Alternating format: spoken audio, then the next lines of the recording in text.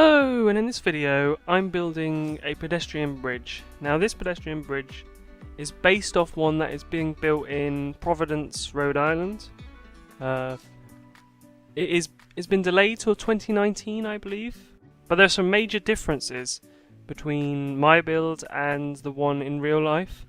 The main difference is, well, let's just say scale. When I originally saw the image, I saw a very small thumbnail, and I didn't really think about looking at it any deeper. And then when I looked at it now to talk about it after the build is complete, I realised that this build, the bridge in real life is a lot smaller, like a lot smaller, probably less than a quarter of the size of this bridge. This is a massive bridge, and as such, obviously, I have built it based off the actual designs with the way that the bridge fans out at one end, and on one side there is a sort of quay that juts out into the river. But just be known that the scale is way off, and this is actually a lot bigger than the one in real life. So I wanted to make a pedestrian bridge just because I felt it was different. It was different to a road bridge, and you could do more things. You can add more plaza designs, seating, viewpoints for people to stop on the bridge, and as such, in real life, the bridge on the pier that's jutting out, I believe there is a shop that's planned to be there from the architectural drawings. There is a building underneath. I guess it would be like a coffee shop or something, or maybe a restaurant. On my design, I didn't add that. It would have been possible. Let's just say, I just didn't really think it fit what I wanted. So to begin with, to create the bridge, I used just normal network extension pedestrian roads to get the correct shape that I wanted. But the only problem is you can't really create too much of a platform and make bridges of different shapes due to the fact that there are railings on all elevated roads and pedestrian paths. So what I end up doing is covering the area that I want to be the pretend place where pedestrians can be, and then I remove the pedestrian roads, but instead of removing them entirely, I turn them into invisible pedestrian roads. But what I did here was turn some of them into invisible highways, and then later on I add invisible actual pedestrian paths. This was a slight issue, which meant cars sometimes tended to drive on the actual bridge, which I had banned entirely. But if you've ever played City Skylines, you know that they don't care. They just drive wherever they want, and even if you've banned them in the whole of your map, cars will appear. Pocket cars, they'll pull them out and they'll drive them to where they need to be. But most of the cinematics, there wasn't much, and I just simply didn't use them. So here I am covering the main spans of the bridge with ploppable asphalt. Realised it wasn't level at all and had to raise up one side. So I do the same thing with the this spans here.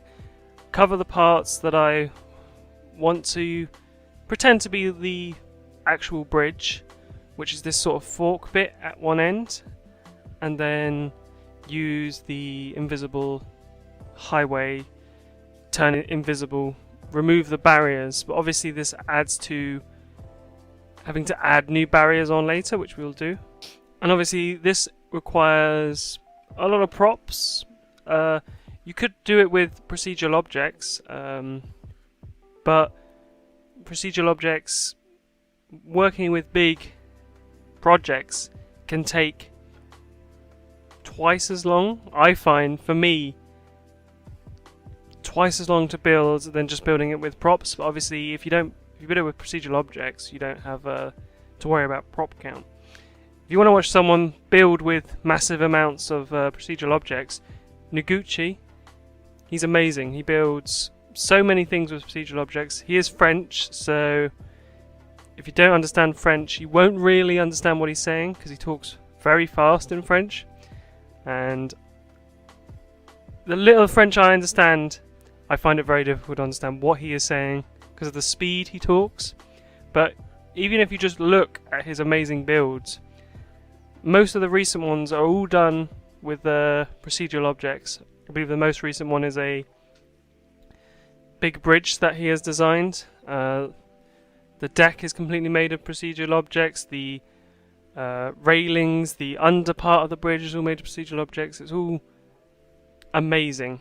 So much time has been put into making it. So on the part of the bridge that has the key that juts out, there is a staircase. I'm trying to get the right shape to fit here and trying to get the right height of the actual staircase.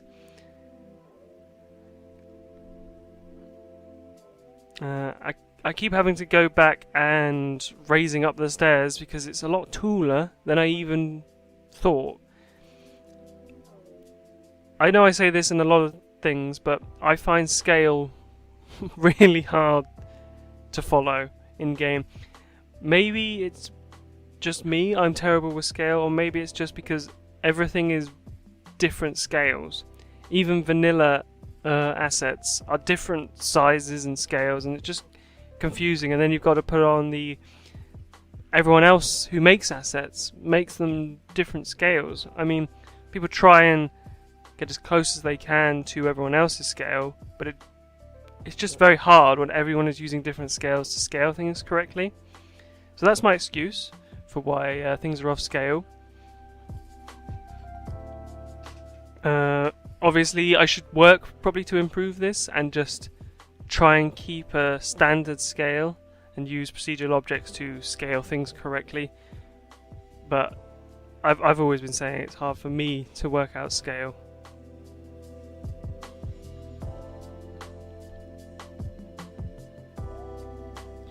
So here I am using Move It and Lost Gecko's retaining walls to try and extend this path out a tiny bit and just make this edge look more realistic, because at the moment there's a massive hole and it just looks very strange and odd. So I use the proppable pavement to move up to the edge of the retaining wall and then move the path down to make it more level, because I realised this wasn't level at all.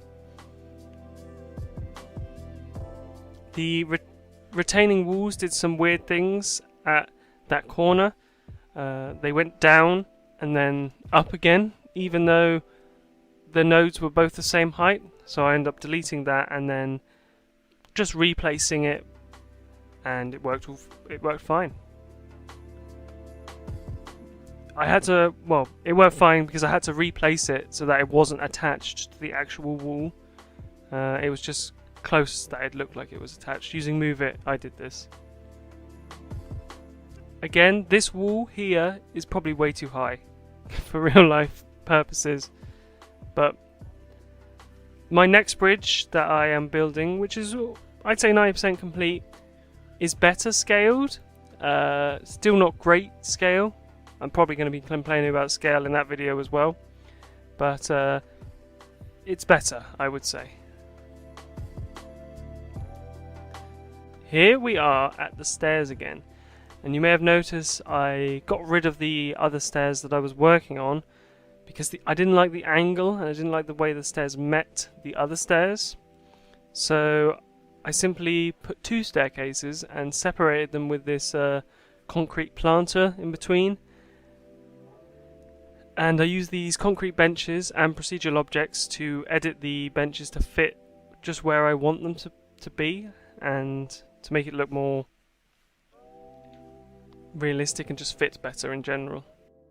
Editing stuff like this is pretty much the limit of what I would do with procedural objects. I do have plans for bigger projects with procedural objects, but it's just going to take such a long amount of time to do it and I just have to learn so much.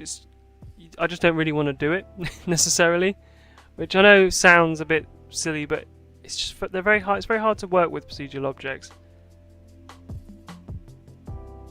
but it is an amazing tool, and you can do so much with it. It's so great. You may see that grass bit that I've added. I didn't record that.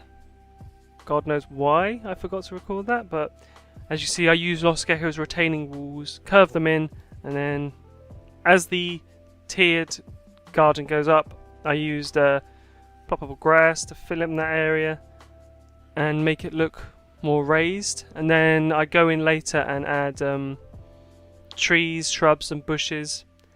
And what I did with this build is I installed tree snapping, which is incompatible with Trees Unlimited. So you can't use both. If you have both installed, your trees will fly basically into the sky. So you have to choose either or. Most of the time I have Trees Unlimited because I tend to have a lot of trees on my map. But for this one I needed tree snapping, so I have tree snapping installed, which allows you to move trees up and down.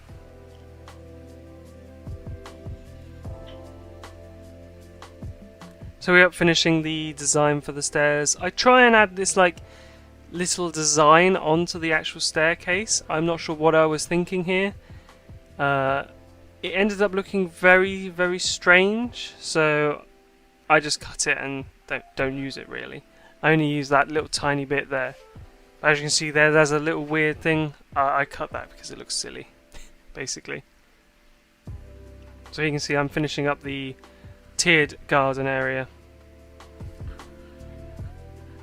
And parts that I have not shown is me adding a key around the bottom of this key area, I suppose, just to fill it out nicely and give me not a stable base but a wall that you couldn't see underneath. I believe the real bridge would be on supports, and even the key, water is going to flow underneath it, but this is just different because it was easier mainly. That's the main reason. So here I show a bit of how I made the main part of the bridge. As you can see, I have removed entirely all of the actual pedestrian roads and replaced them with the invisible highways. And I'm using Ronix's highway wall props, I believe they're called. They're from his highway collection that he made months and months ago. I'm simply using the prop line tool to get them into the correct area. I draw the line with the prop line tool for where I need it to. Then I press Control, I believe. Control allows you to then move the whole line, and I move it to a flat area so that I get a perfectly flat line of props, place it down, and then with the move it tool I simply move it to where I need it to be. So here I am sort of thinking about what I'm going to do with the bottom. I use these weird bridge, like vanilla bridge supports, but they just look silly and weird. And what I end up going with is just a simple tilted support, which I ended up not showing because I'd already pretty much finished, and then I went back and redid the support because they look stupid. You can see them in a couple screenshots, but they aren't really very visible. I simply use procedural objects to get the desired look I wanted to. Obviously this is going to take a lot more work to build than just simply placing a normal like vanilla bridge or even a custom bridge. This is a lot more work, a lot more detail is involved with building it.